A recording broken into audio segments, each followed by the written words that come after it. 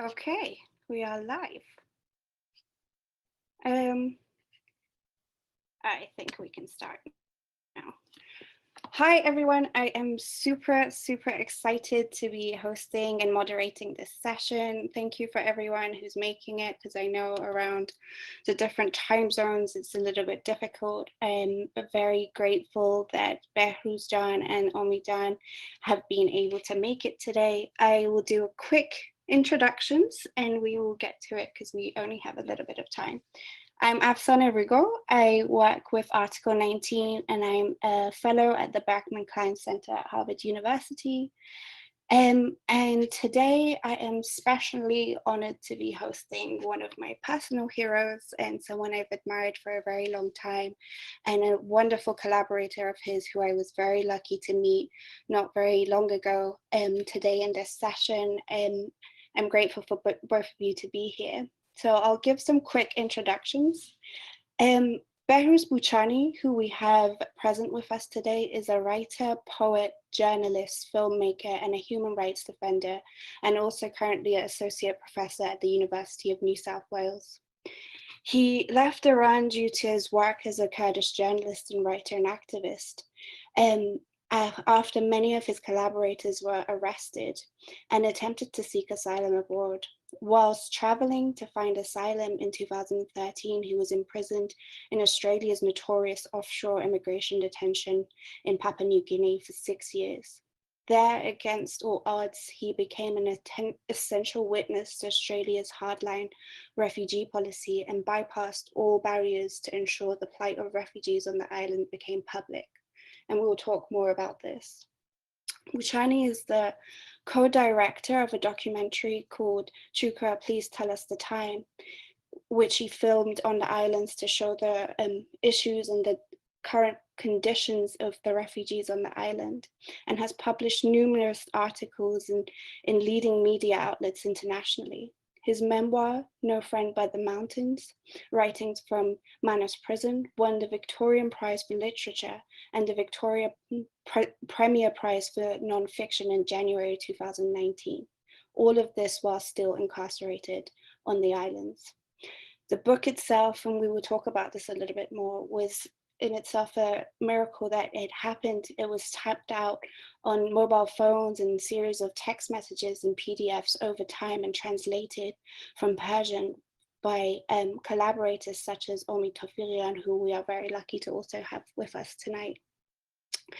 Omi Tofirian is an Iranian-Australian philosopher and an honorary research associate at the University of Sydney. He is a lecturer, researcher, and a community advocate combining philosophy with interest in rhetoric, religion, popular culture, transnationalism, displacement, and discrimination. He's written extensively about philosophy, displacement, and has advocated for refugee rights throughout Australia. As I mentioned, he's also a longtime collaborator of Behruz Boochani and worked on the translation of the book, No Friend by the Mountains. Welcome, both of you. Thank you for being here. And also, I just wanted to say today is a joyous day too, because as of last week, Behruz was granted refugee status in New Zealand and is live videoing from there to us. Hi, both. Behruzjan, how are you doing? Hello, thank you very much for having me. It is a great honor. Status in New Zealand and is. Can you hear me? Yes. Yeah, so I'm in New Zealand right now. So I think last week was the last chapter of this journey. So it's finished, but I think still I have some difficulty times.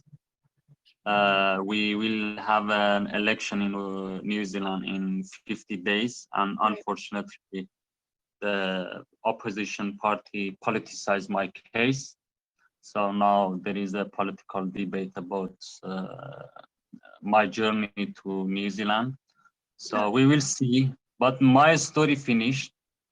But unfortunately, people always, I mean the media, reduce my work to only writing a book, or they reduce my works to like a personal story. Yeah, my story is not a personal story, and I always have been writing or fighting to challenge this system, the whole system. So it is not a personal story. So, but unfortunately, the media, they always reduce things.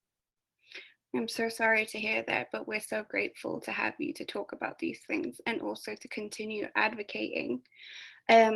Oranjan, how are you doing? Just checking in on you as well. Thank you. Thanks for the introduction. Thank you, of course, for the invitation to be here. I'm also really happy that Behruz now has an opportunity to plan his future. And I think what he said was really beautiful about the fact that his story has come to an end, but also I think it was important that he indicated that this is not a personal story. This is a story about a whole system that's affecting people all over the world. And as we speak, there are still people in Papua New Guinea, in Nauru, and in Christmas Island, and in detention centres on the Australian mainland who are suffering from that system. So this is a good opportunity to raise more awareness and hopefully to initiate action. Wonderful. Thank you both. So I'll just get to some of the questions we have here and hopefully we can discuss more of this too. Just for some background, Behruz, you left Iran due to your activism and journalism. How did your journey take you to Manus? And in that, I think you can also encapsulate how the journey of many people took them to Manus. Yeah, I think, I have answered this question 1 million times over the past 6 years. Yeah, it is in Iran, I was working mostly as a cultural activist. So I can say that I'm Kurdish, but I am like a minority in Kurdistan, because in my place, in the place that I was born in, Ilam province is one of the 4 Kurdish provinces in Iran. But Ilam is like, we didn't have a big role in the history of political and cultural movement in Kurdistan. And that's why I think it's very interesting in some ways that someone from the Ilam province talk about the political movement of Kurdistan. So we were like minority in Ilam too, because most of people assimilated to the Farsi culture. And that's why we were very active, I and some of my friends and colleagues, to actually promote Kurdish culture there and prevent this kind of assimilation. And so we were very active in that province for almost a decade. And finally, the Iranian intelligence service, or Sepah Pastaram. So they attacked our office and they arrested some of my colleagues. So that ended up in my journey. So I had to leave Iran. So I went to Indonesia. I was there for 2 or 3 months. Then I went to Australia by boat, but our boat was sank, and that's why they arrested us. They took us off water. They put me in the jail in Indonesia. Then I escaped, and I went back to Australia again after 2 weeks. And when I arrived in Australia, I don't want to create drama around my story. That is one of my biggest problem with the mainstream media. They always try to create drama around my story. But really, when I arrived in Australia, it was my birthday on 23 July. And they exiled me to Manus Island. So I was there for 6 years, and finally I ended up in New Zealand. And on my birthday, on 23 July, just 3 days ago, 5 days, I don't know, a week ago, I was accepted as a refugee. So it's finished. So I was arrested on my birthday, and I was believed on my birthday. Yeah, which is interesting. So it is my whole story, but I'm really tired of this story because I have said that a lot, and people always ask me this question. And it's really difficult that you talk about part of your particular part of your life many times. So, but now it's finished. So now I'm in New Zealand, and I explained that, I describe it in my book, No Friend But the Mountains, and in other works too.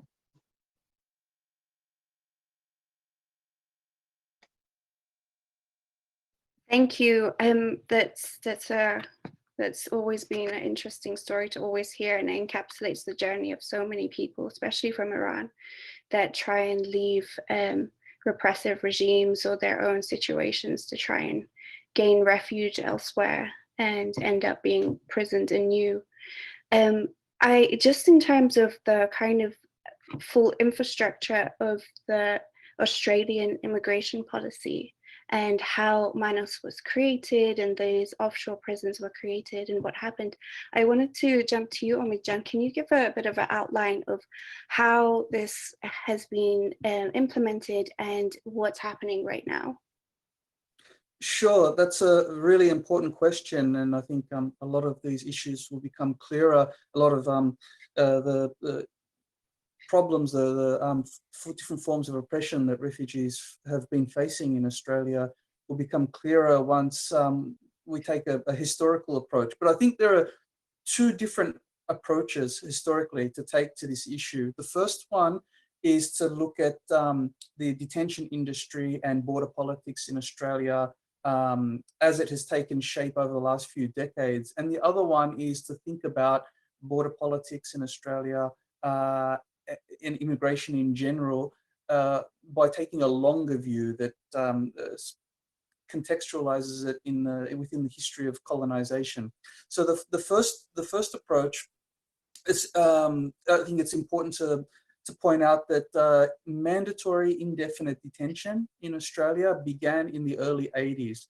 And that was actually with the Labor Party. The Labor Party brought in that policy, not the Conservatives, but it's been taken over by the Conservatives. And then as power shifted back and forth, the policies became even more brutal, even more draconian. And I think it was in the early 90s, sorry, it was early 2000s, 2001, that Manus Island and Nauru, two former colonies of Australia, were set up as offshore detention centres. They call them processing centres, but in fact, this has been one of the things that Behruz's challenges in his work. For people who have been locked up there, these are not processing centres. No one is being processed there. There's no system in place. In fact, people are there to be punished, and these places are used, these sites are used as a form of deterrence to make the situation so horrible that people either agree to go back to their countries, or they're forced to go back to the countries they fled, or they perish, which has been the case, unfortunately, for quite a large number of people. And this is in addition, the offshore centres, detention centres, are in addition to the detention centres in the mainland of Australia, and also on Christmas Island, which is part of Australian territory, but is an island off the coast, close to Indonesia. Now, this has been the situation since the early 80s, as I mentioned, mandatory indefinite detention, and that only applies to people who have come to Australia by boat. coming by aeroplane to Australia, seeking asylum. Once arriving by plane in Australia, the treatment is completely different. So there's a particular kind of political project around people who come to seek asylum by boat. And so again, to emphasize the policy or the project that is designed to deter people from seeking asylum in Australia. That's been the main goal, and also it's been central to election campaigns in Australia. In so many ways, election campaigns kind of revolve around issues around the border, issues around people seeking asylum, particularly by boat. But the second point, very quickly, is to think about what's happening in Australia in terms of border politics in the context of the history of colonialism. And if we go back before the 80s, it was only in the 70s that Australia's White Australia policy was officially abolished. So you know, this locking up of people seeking asylum came very soon after Australia had a very racist immigration policy. So we can see some continuities there already. But going back further, it was in the 60s that Australia started locking up West Papuan refugees who crossed the border into what you know now as Papua New Guinea and exiled them to Manus Island. Going further back, Australia also detained people without charge during the First and Second World War, people who had associated with fascism. But of course, some of these people had very no links to political organizations or political movements abroad, and some of them were even born in Australia. We could keep going back even further, but I think it's central here to identify the fact that Australia was set up by the British Empire over 200 years ago as a penal colony, and this project, this colonial project to set up prisons and to multiply and replicate prisons has become part of its identity. And we can see that now with what's happening. And if something isn't done to stop this, something isn't done to challenge and dismantle this system, we can see that happening over and over again, and in particular within Australian society as well, to its own citizens. Wonderful. Thank you so much for giving that outline. Behrooz, you spoke to me about this concept of it being this colonial project that it definitely is. And you it reminded me that you definitely wanted to talk about the impact on the islanders in PNG that these detention centers have had. Do you want to tell us a bit more about that, the impact on their lives that you also witnessed and everybody else witnessed? Yeah, I think the forgotten part of this exile policy is indigenous people in Manus Island and in Papua New Guinea, in Nauru, and the whole region. I mean, the whole Pacific islands, countries. So I think it is the most forgotten part of this exile policy, because on based of my experience as a person who was working in Manus Island, the humanitarian organizations always were talking about the refugees. And of course, it was right. They had to talk about the refugees who were stuck there. And also the media only focus on the refugees, and no one talk about the local people and indigenous people there, and how this policy negatively impact on those islands. And for me, as a person with indigenous background as a core, I think it was very clear that we are facing like a narrative which is wrong, you know. So these people were forgotten. So in Manus Island, the population is 43,000 people in the island. So, and really on that time, probably the only person who was sometimes try to raise that issue was me and Omid, and just really some few people. And always our voice was, wasn't heard by the media. But I tried really to raise this issue and write about it, and sometimes write some particular article about this. But generally, if we look at this policy, they spend $9 billion on this policy, I mean border protection policy in Australia.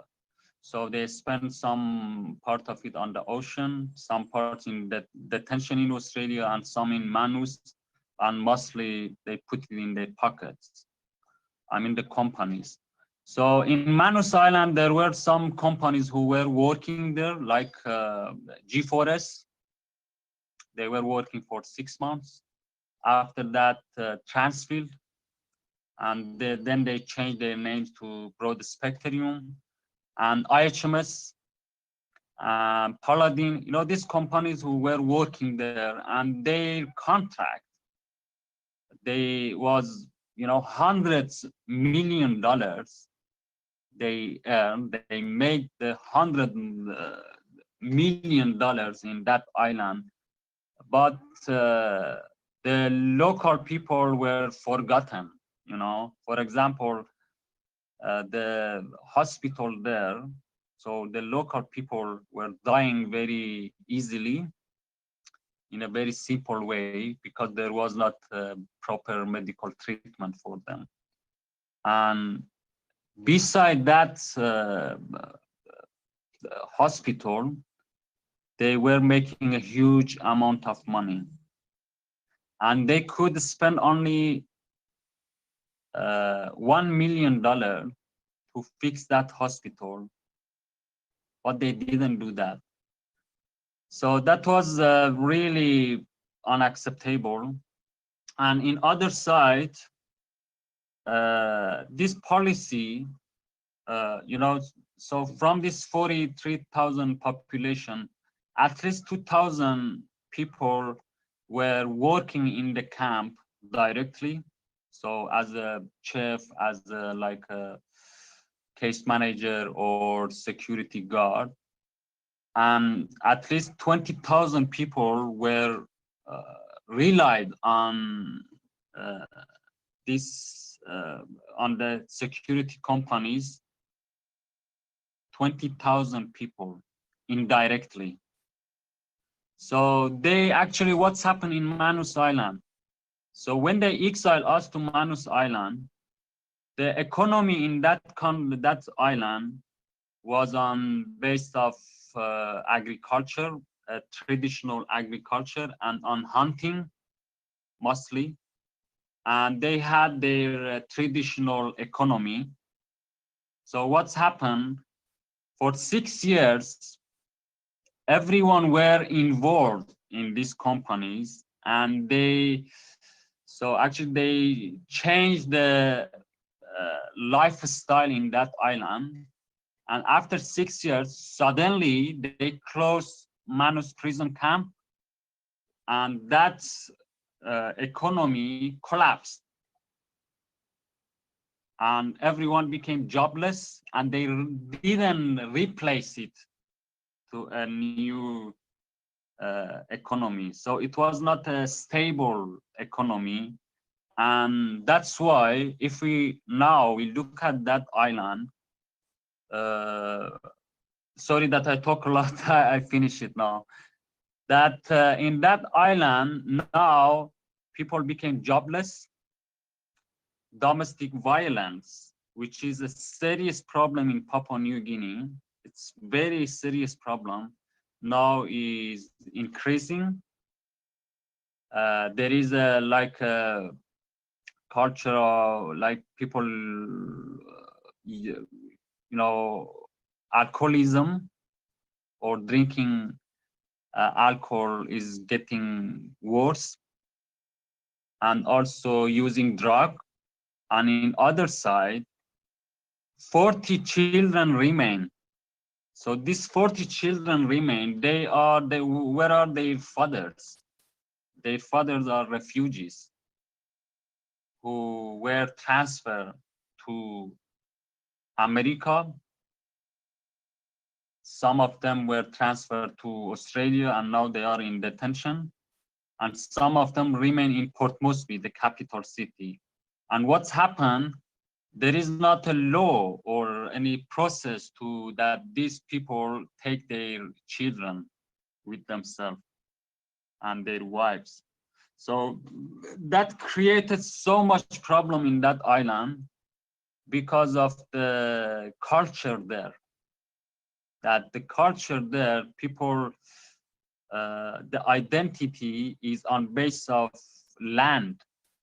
And these children, they know they won't have any land in that island and they will have so much problem. And right now that created really, and in other side, this policy damaged the environment very, very seriously. They damaged the environment. Just imagine for 6 years, we didn't have, so we always in that prison camp, they had to use plastic, you know, so we didn't have a metal spoon or plate. Everything was plastic, and each person produce like 1 kilo plastic at least per day. So we were 1,000 people, and at least 2,000 people were working there. So 3,000 people per meal, you know. So what is that plastic? You know, I know that they had the contract with the company there to put the plastic, I think, in a place close to the ocean. So that really that damaged the island. And also they cut the jungle to build new prisons. And later, after 6 years, I saw that really they changed, they cut trees a lot because they are going to, I mean, the American Navy is planning to go to that island. So I mean, in the history of that island, or in the history of Pacific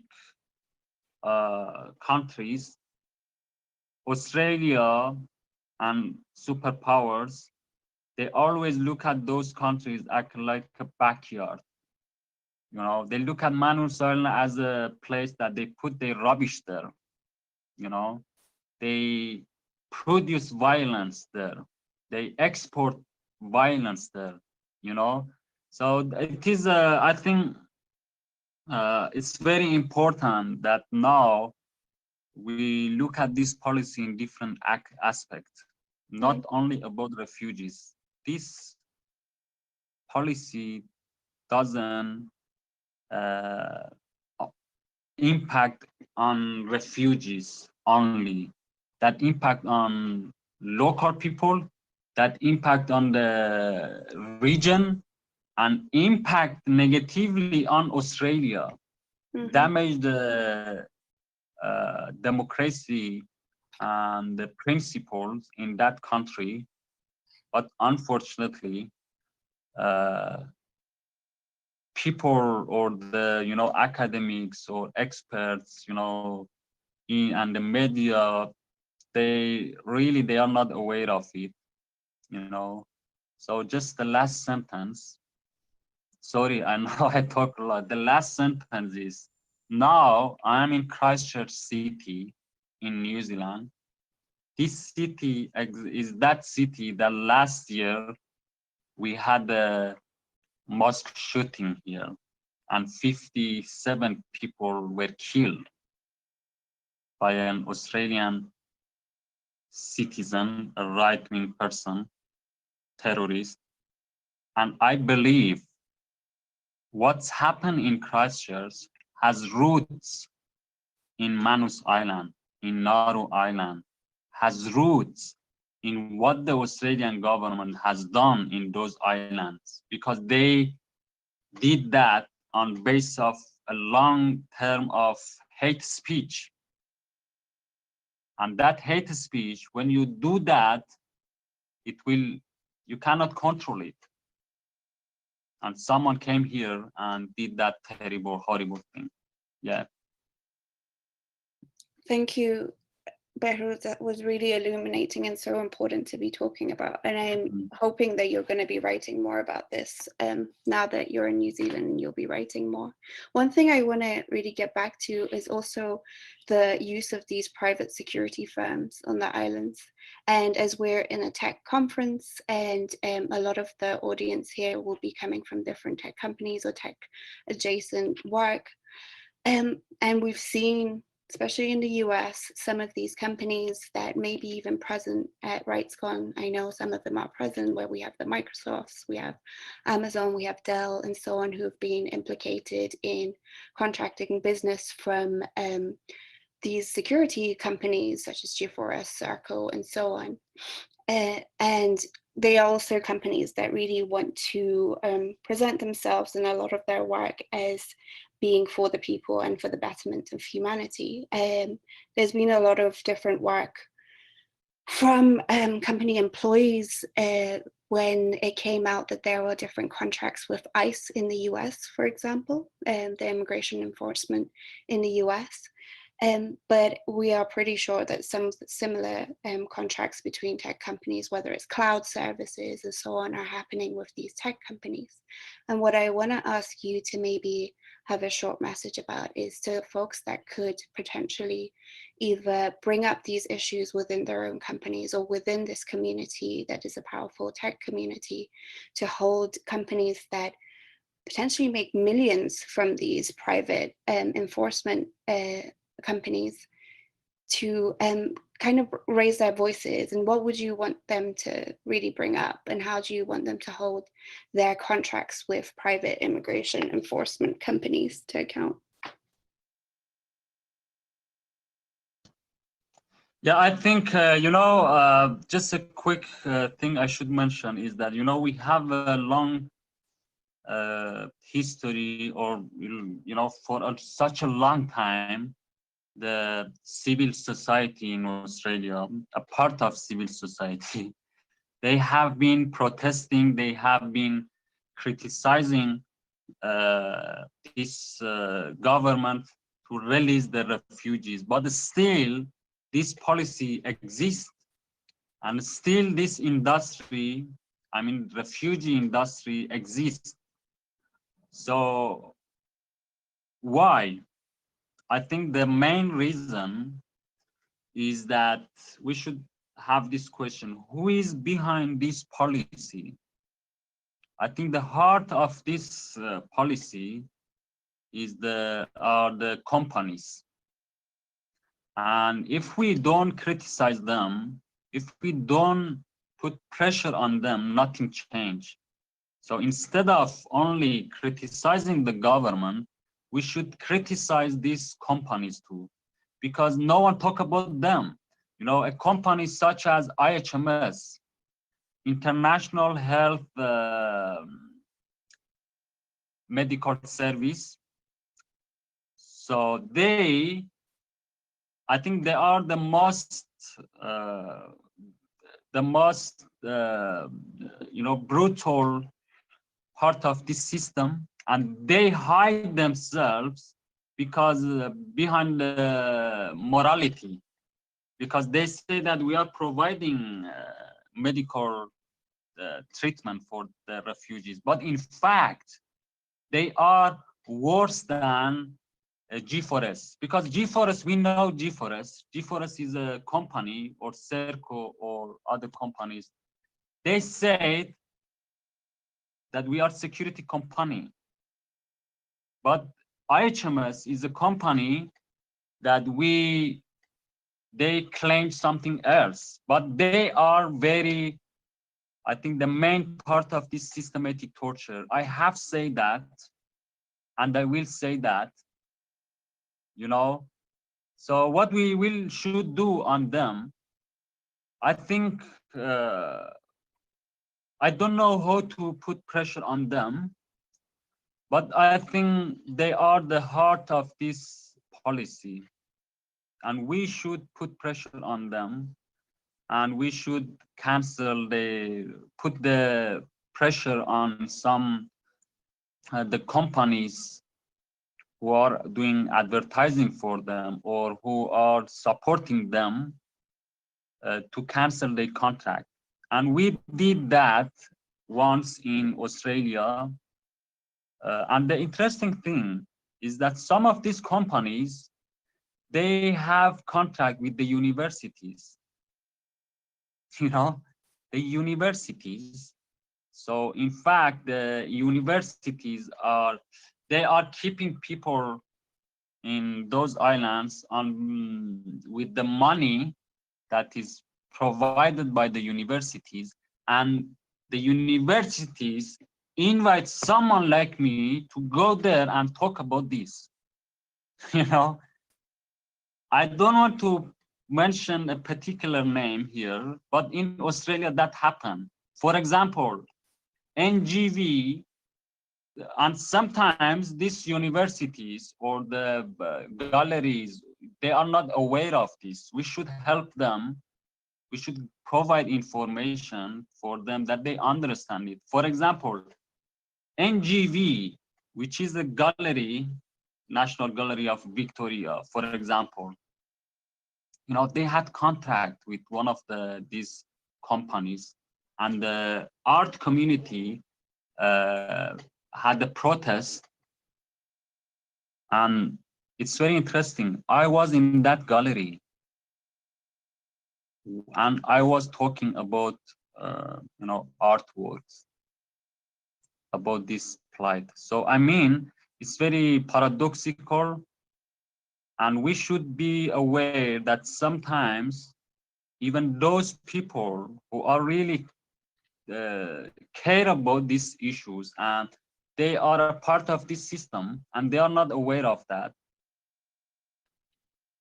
Even, yeah, I want to talk about myself. That even I myself, sometimes I see that, you know, look, how this system try to take control of someone like me or Omid or people who are working. You know, I mean that we are facing a very complex system, Yeah. and we should be really careful. But I don't know how to do that, but I think the companies are the heart of this policy, and we Yeah. should criticize them. Yeah, especially IHMS. IHMS is the most brutal part of this system. Thank you for that. And I think part of this call, especially for the conference we're talking at and the community we're talking to, is that people that protested and striked against the implication of the company that they're working at within these sort of private companies and enforcement agencies should also hopefully look into whether their companies are also implicated in things that are happening all over the world, including in Manus and in Australia, and continue to put pressure on it. It's a difficult and complex system, as you are explaining, but there are certain things and certain ways we can hold some of these companies who become implicated accountable, and I think that's really fundamental. And I'm quite happy to see that there's more research being done into some of the private contracts happening with some of these companies on these islands. And the thing I really want to get to as well, and I know a lot of folks in this community want to talk about, is we all know the way you and your collaborators had to bypass surveillance and information controls on the island. Omid, could you give a little bit of an outline on how they tried to block information from coming out from the islands and the different methods they used, and also a little bit about the ways you and other folks that were there managed to get this information out and frankly make the government look terrible in its actions and hold them accountable bit by bit. Yeah, really important point, but also really difficult to cover, to explain comprehensively. I'll do my best, and I'll also add something about some of the maybe philosophical implications of doing this kind of work and designing these kinds of strategies. So essentially, Behruz created a whole network of people around him, initially through smuggled phones. He had very limited internet access in the prison in the beginning, so he tried his best using those methods. But then he smuggled in a mobile phone into the prison. There was an underground economy there, especially with the local people working in the detention center, providing help. And Behruz managed to get a phone, and he contacted a whole range of people and created a whole network, a support base around him. And through that, he was introduced to his first translator, Manus, who translated for him, and his articles began to be published, and he started to interact with a lot of journalists. And one of those articles that was published in The Guardian, and I think it was his first article under his real name, that in the first article in The Guardian, I read that, and I contacted him through Facebook. And with horrible internet access, and with a situation where he couldn't answer all of his messages, luckily my message got through and he responded, and we soon moved to WhatsApp. And basically, like he had been doing with Manus, he started sending me messages, sending me articles to translate through WhatsApp. And he made a movie through WhatsApp, and that movie was co-directed with someone, an Iranian Dutch filmmaker living in the Netherlands. So a whole range of really amazing things happened as a result of a smuggled phone and a weak connection, and a lot of perseverance and creativity. So Behruz basically wrote his whole book on WhatsApp, and the messages were sent to Manus, who compiled them with Behruz's instructions into PDF files. They were sent to me. I was translating, and Behruz was at the same time sending even more messages to add into the PDFs that I had. So like I said, it's very confusing, very complex, but all of this was taking place, and he was getting more and more attention around the world, especially after the 23-day siege in 2017. At that time, his profile around the world increased dramatically, and a lot of people were taking giving a lot of attention to the work that he was doing. And it was soon after that essentially he started to be recognized seriously by academics, and started to be his ideas and his resistance started to become central to a lot of different campaigns and movements. Now, there was a whole different range of ways that we were bypassing the censorship there. But I should mention that it was in 2016, after the Supreme Court ruling in Papua New Guinea that stated that the detention center is illegal and unconstitutional. It was after that that the immigration department, the system basically couldn't stop people having phones in the prison. So from that point on, Behruz didn't have to hide his phone anymore, but he began to be subject to a whole range of different kinds of silencing strategies, different kinds of oppression, different kinds of suppression. So which included bullying tactics and other ways, forced movement, forced displacement within the island. So it's there were a whole range of different obstacles that were placed in front of him.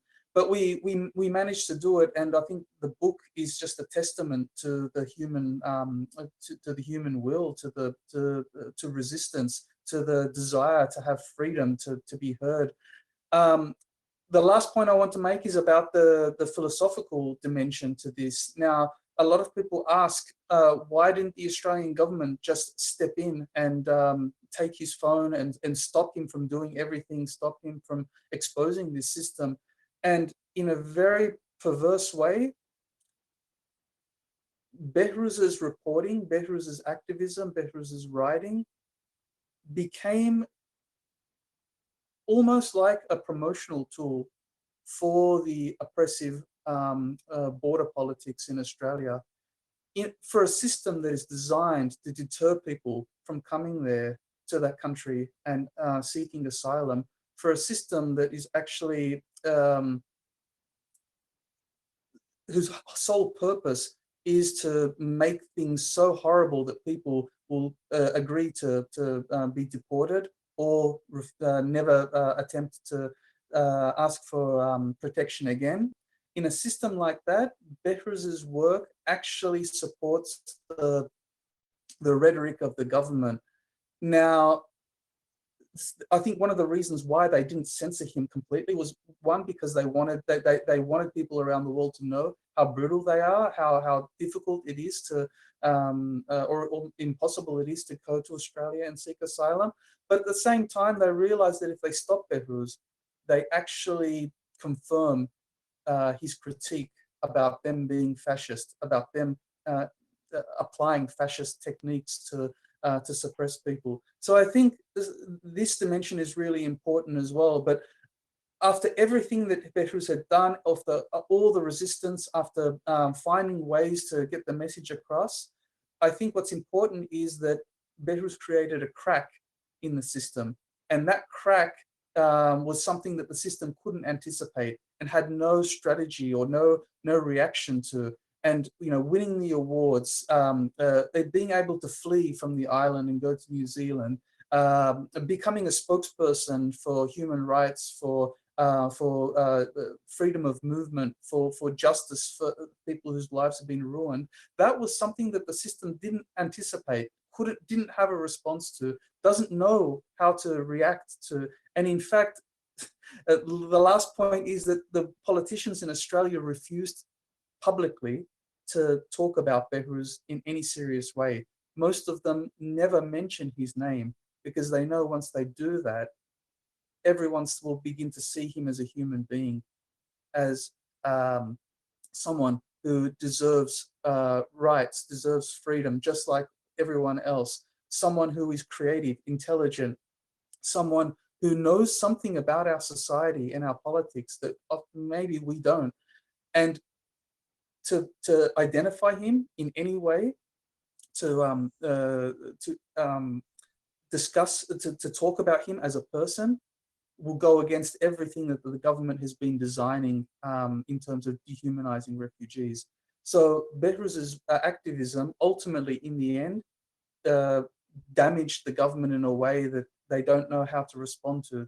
And I think this should be used or leveraged to basically create new ways forward to dismantle the system and to ensure the rights of all people subject to border politics.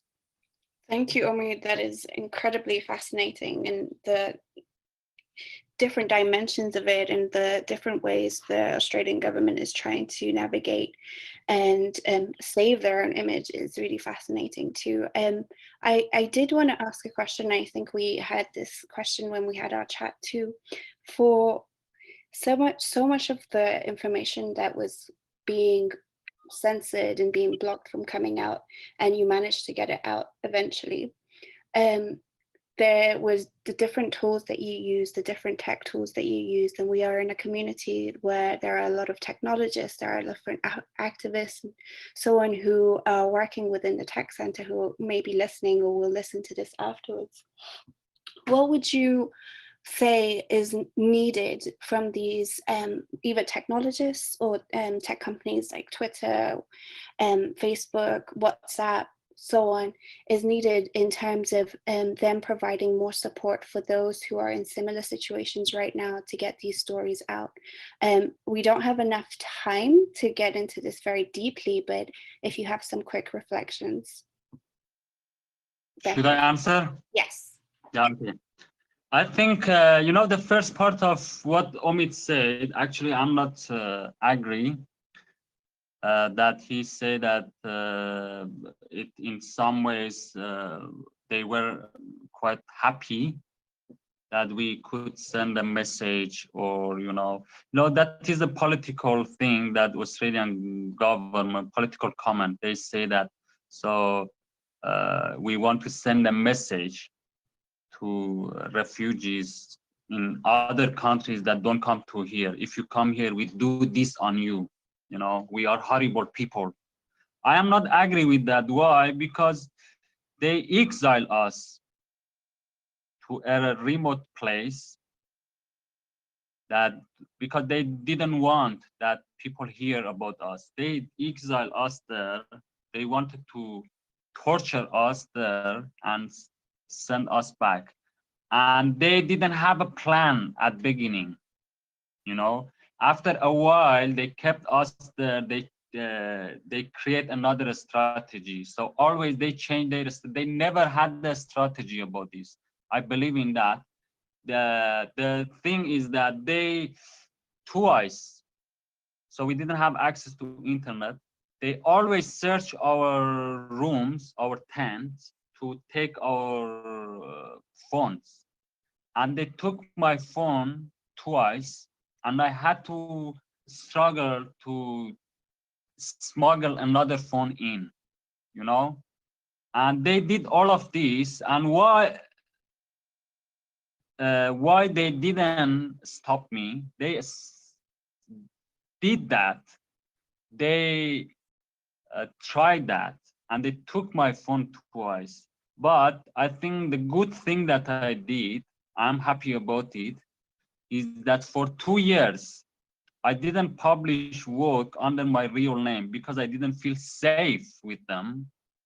After 2 years, when I became sure that I have a network of journalists, human rights defenders, on that time I started to publish my work. So I didn't, definitely, if they knew. And the interesting thing, there was a document that linked to the media after 6 years, that we did a story on Guardian, so with Guardian, and they employed the detective and send it to the prison camp to find out who is providing this information. It was important for them. And so I mean that it was not easy. Yeah, we were always, I say that there is the way Australian government is treating the refugees is a dictatorship. And even they had this law that anyone who anyone from the staff, they have this law in Australia. They put them in jail for 2 years.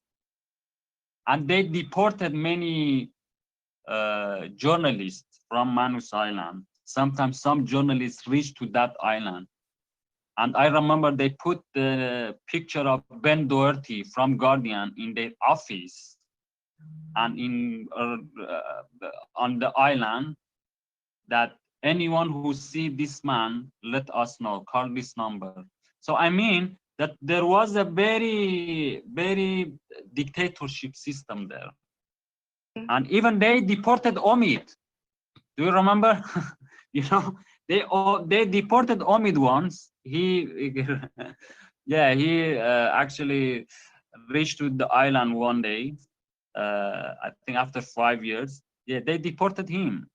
Oh, I didn't know So that. I mean, it was not. I mean that it was not easy. And so regarding the companies such as Twitter, actually Twitter for me, I hate Twitter because no, because I know myself as an artist, and Twitter doesn't let me to have my own space. That's why I hate Twitter. I use it, but I love Twitter too, because Twitter is, for me, is like my media, So I really use Twitter a lot, and Twitter really has been a great platform for me to say what I want to say and challenge the system, to share my works, and Facebook too, and WhatsApp. Yeah. I love WhatsApp because WhatsApp is like my office. I made a movie there.